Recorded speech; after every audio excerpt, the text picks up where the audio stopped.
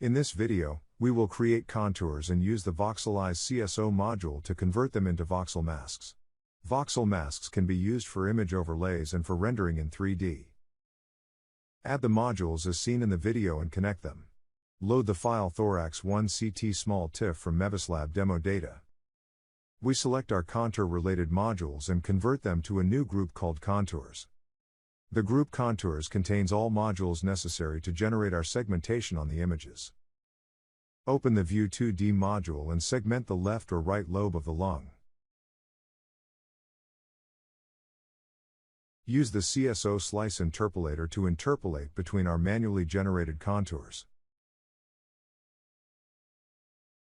Original contours are white, generated appear yellow in the viewer and in the output inspector.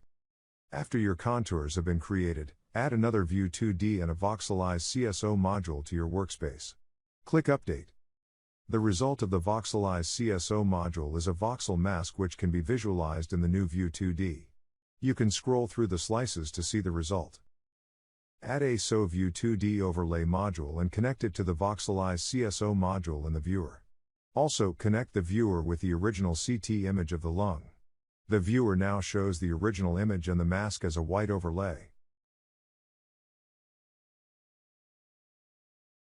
Define a color and alpha value for your overlay and scroll through the slices. Now we have a semi-transparent overlay of our contours. If you want to see the voxel mask in a 3D viewer, add a View 3D to your workspace and connect it to the VoxelizeCSO module.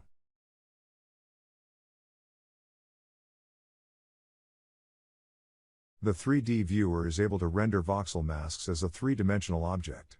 These objects can also be added to the original images rendered in 3D.